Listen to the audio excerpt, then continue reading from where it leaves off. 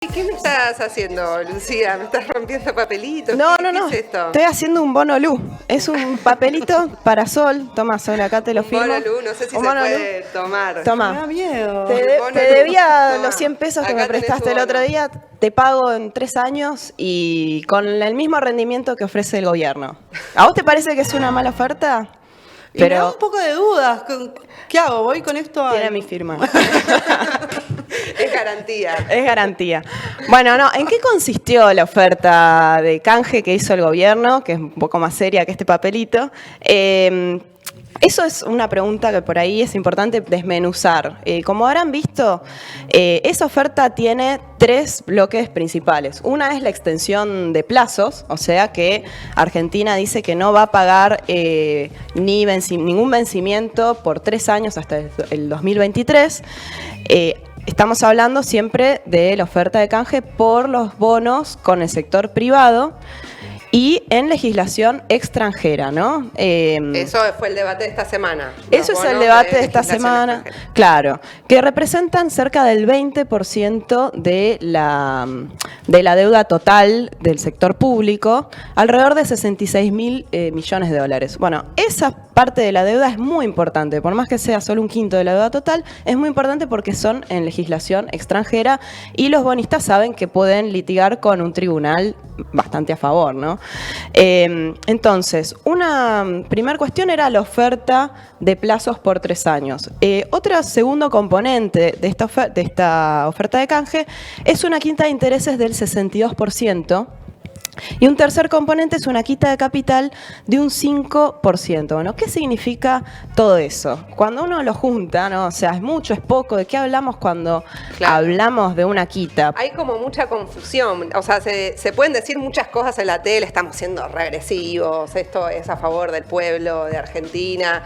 Y como no se explica mucho en qué consiste, no se sabe muy bien cuánta verdad tiene eso. No, y además, la idea de quita da la impresión de que si Sol me prestó 100 pesos, yo le voy a devolver 50 o que le voy a devolver menos. Pero no, estos fondos nunca van a salir perdiendo. Esa es una primer premisa que no hay que perder de vista. Lo que estamos hablando de quita es que le estamos quitando parte de la rentabilidad, pero que igual van a ganar un montón. De hecho, esta oferta, el gobierno la acompañó de una presentación en PowerPoint que tiene una filmina muy particular. Ahora que el presidente habla de filminas, pásame la filmina, por favor, producción. Peter. Que en la presentación del gobierno dicen que sería una buena oferta porque este año no se van a pagar vencimientos por alrededor de 4.500 millones de dólares. Y hacen unas comparaciones que no las hizo ni la izquierda, ningún economista de izquierda, las hacen ellos mismos, que dicen que lo que se dejaría de pagar este año, que no significa que no lo van a pagar, sino que lo van a pagar más adelante, equivale a 386.000 respiradores, más de 3 veces el presupuesto en salud, más de casi 4 veces lo que se destina al ingreso familiar de emergencia, entre otras comparaciones. Confesión de partes. Es terrible porque ese monto, 4.500 millones de dólares, es un poco menos de lo que ya se pagó. O sea que todo lo que ya se pagó este año significa toda esa misma comparación que ellos están planteando, ¿no? Entonces esto lo presentan como algo bueno para todos nosotros. Por otra parte, los acreedores dicen que la oferta fue muy agresiva y que no la van a aceptar para nada. Siguen exigiendo más concesiones. Lógicamente, en una negociación lo van a rechazar y van a decir que es insostenible. Se abre todo un periodo de negociación que puede durar meses o años, no sabemos.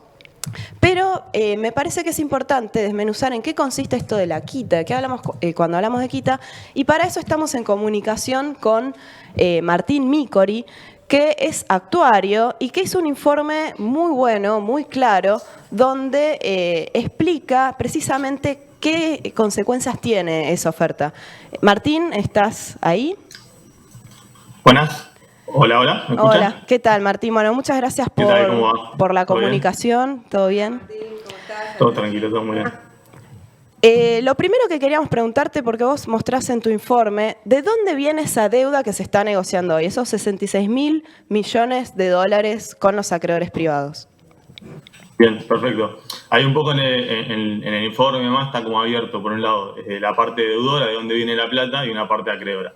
con respecto a tu pregunta, nosotros hoy tenemos alrededor de un stock de deuda evaluado en dólares de 336 mil millones de dólares más o menos, de lo que está dividido como en diferentes partes. Un 20% aproximadamente es lo que se llama ley extranjera, que significa que eso, cualquier problema además se evalúa o se juzga en jurados internacionales en Nueva York, en Inglaterra y demás.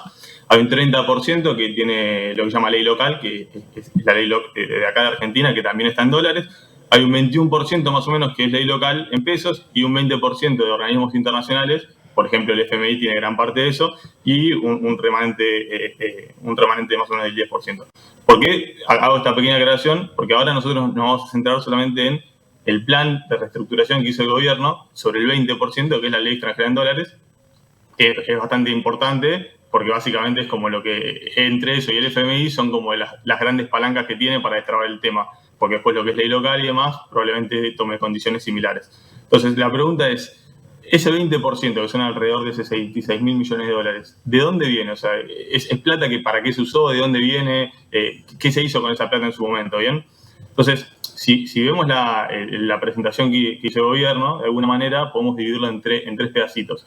Un primer pedazo, que es todo lo que es una reestructuración del canje previo, que se hizo entre 2005 y 2010, que es un canje que se hizo después del default y demás, y que si empezás a tirar del hilo, de alguna manera, viene gran parte de todo lo que es la estatización de la deuda durante la dictadura, que gran parte de esa deuda se dice que se compró para usar armas, para comprar armas, o también se utilizó como para estatizar deuda de Grupo Macri, de Techint, de Renault y demás. De alguna manera lo que se hizo en su momento fue estatizar toda esa deuda privada y hoy lo que terminamos de pagar o lo que estamos empezando a pagar o lo que se propone pagar con esta reestructuración no es otra cosa que ese módulo. Ese es el primer módulo de 23 mil millones de dólares. O sea, eso sería un tercio, perdóname, eso sería un tercio de lo que se está negociando viene de los canjes del kirchnerismo del 2005. Exactamente. Eso es una gran parte viene de ahí. Bien. Otra parte que es bastante similar, que son más o menos 10 mil millones de dólares, viene del recordado de los fondos buitre que no arreglaron, no hicieron el canje, después se dictó sentencia y en 2016, en abril de 2016, se hizo un acuerdo en el que se emitían bonos para pagar eso. Eso más o menos son 10 mil millones de dólares, que tiene un origen similar con estrategias distintas. Unos fueron canjeados o reestructurados en 2005 y 2010 y otros vienen el de la misma deuda, pero esa deuda se emitió en 2016 con el gobierno de Macri y votaba en el Congreso aprobando esa propuesta.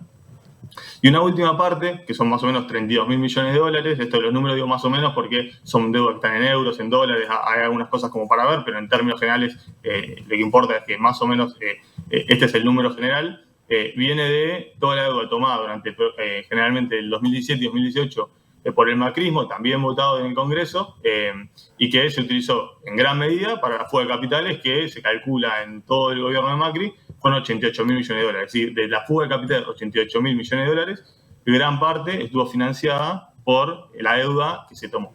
Entonces, cuando empezamos a reunir todo eso, podemos empezar a ver claramente que el origen de toda esa deuda es fraudulenta, que una parte se utilizó para pagar deuda privada, otra parte para comprar armamento durante la dictadura y otra parte para financiar fuga de capitales. Claro. Es decir, no es deuda que se utilizó para inversión, no es deuda que se utilizó para mejor infraestructura, para mejor industria nacional, para lo que es salud, educación. Es deuda que cae dentro de lo que es con origen fraudulento, que gran parte de los acreedores sabía que tenía ese condimento y que cae dentro de lo que se conoce como la doctrina de deuda odiosa, por lo cual puede ser repudiada, desconocida, etc. Martín, y vos también en el informe mostrás que a pesar de que parece mucho esta quita de intereses, ¿no? Se habla de un 60%, estos bonos la oferta incluye que los bonos van a tener un retorno del 3% anual o más incluso. ¿Podrías explicar brevemente por qué llegas a esa conclusión y si es un negocio para los acreedores?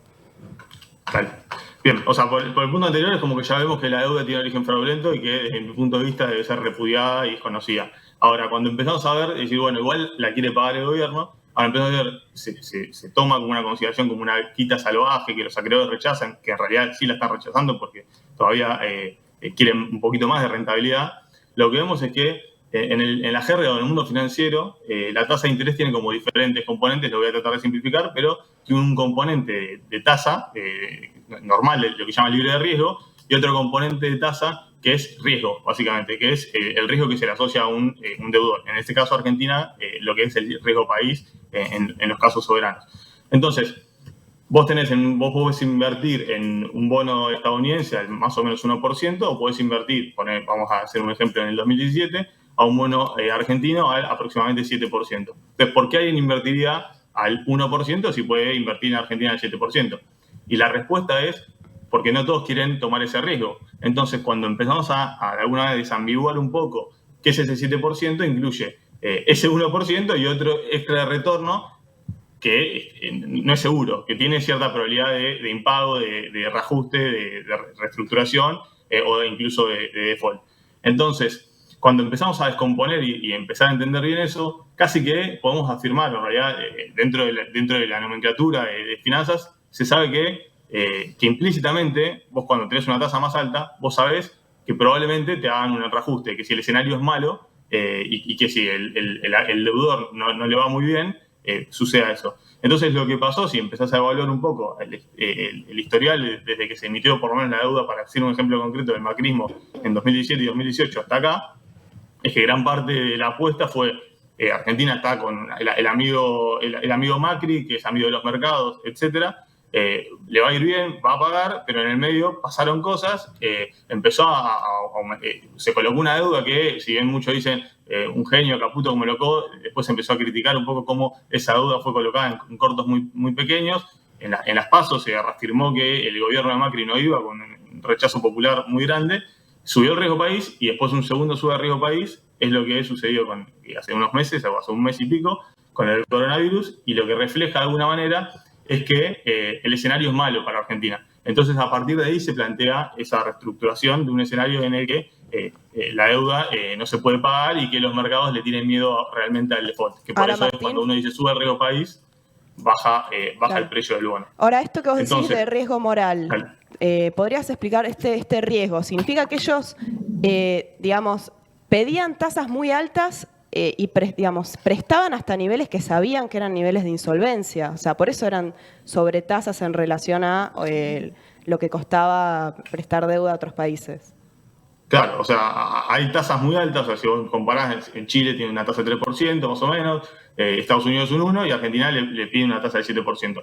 Que la tasa es eso, implica un riesgo. Entonces, en un escenario positivo en el que todo va bien, estos especuladores se llevan el 7%. Y en un escenario negativo, como el que sucedió, que de alguna manera se desencadenaron cosas, ellos no preveían ese rechazo popular y demás, y un gobierno Macri que dure solo 4 años, están ante una mala situación. Ahora, ¿qué implica esa mala situación? ¿No? Porque vos antes en la filmina mostrabas muy bien cómo de alguna manera se presenta esto como una quita de capital, una quita de interés, etc. Ahora, lo que es importante para mí entender es que en lo que es en el mundo financiero muchas veces se puede mezclar lo que es capital de interés, porque no importa si te pago mucho capital o mucho interés, lo importante es cuánto te pago al final del día. Claro. ¿Bien?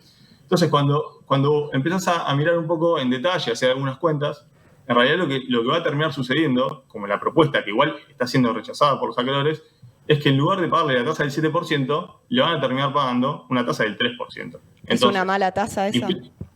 Claro, o sea, implica una pérdida contra un 7%, que era una sobretasa muy alta, pero sigue en un escenario malo, después como que apostaron y le fue mal, todavía siguen ganando más que si hubiesen invertido en un escenario seguro. O sea, sigue siendo muy rentable la inversión en los bonos de Argentina. Entonces, cuando uno habla de quita, puede parecer que los inversores o los especuladores pierden plata, pero en realidad no es así. Ganan un poquito menos, pero sigue siendo una buena inversión al final del día. Entonces, eso es importante, de alguna manera, manejarlo, porque creo que muchas veces en la finanza se tratan de meter conceptos un poco difíciles, pero la realidad es que el que puso $100 hace 2-3 años, al final del día va a ganar $3 por año y va a recuperar los $100. Entonces, no es que va a terminar perdiendo plata, sino que va a tener una ganancia un poco más suave al nivel de si hubiese invertido, por ejemplo, en Chile. Martín, perdón, para clarificar, a ver si entendí bien la explicación, y pueden obviamente mandar consultas. Acá te cuento, hay varios comentarios diciendo que está muy buena la explicación de lo que estás haciendo sobre la deuda. La pregunta que quería hacerte es de la oferta que hizo, que obviamente está en discusión, o sea, no es que está cerrada, sino que ya empezó a haber un rechazo, hay que ver qué pasa. Pero que en la oferta que el gobierno supuestamente dice que es agresiva, en el peor escenario sería para que ganen un 3%, o sea, eso es lo... Claro, la propuesta del gobierno es de alguna manera postergar pagos, ir más adelante y demás, pero con diferentes tasas que sean progresivas, hay diferentes propuestas, bueno, 2030, 2036 y demás, pero en definitiva, si vos haces el valor presente, eso que es lo que se utiliza en finanzas, es una tasa que cuando se termine de pagar todo eso va a ser alrededor del 3%. Martín, Entonces, perdón, para ir cerrando, ¿pagar o default son las únicas alternativas?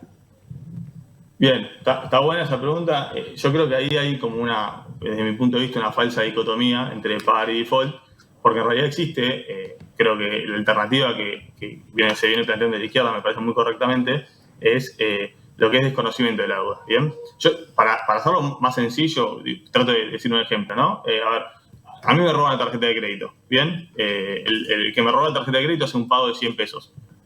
Yo miro mi resumen, veo el pago de 100 pesos y tengo 3 opciones. Una es pagar igual, aunque ese gasto no lo haya hecho yo. Una es decir al banco, yo no pago, y entro en mora, entro en default, de alguna manera. Y una tercera opción es decirle al banco, che, esto no es gasto mío. No lo pagué yo, me la robaron y el gasto lo hizo otra persona. Entonces ahí hay un desconocimiento de la compra. En el mundo financiero es muy parecido. Nosotros podemos pagar, que es lo que se estuvo haciendo durante todos estos años, se puede no pagar y entrar en default, o se puede hacer una investigación correcta de la deuda, demostrar que esos que me robaron la tarjeta en esos términos fueron Techint, fueron Sogma, fueron los jugadores de capitales, y en definitiva, en lugar de hacer el pago o entrar en default, hacer un desconocimiento de la deuda bajo una investigación seria de parte del gobierno que entra dentro de lo que es la doctrina de la deuda odiosa. Buenísimo, Martín, muchísimas gracias.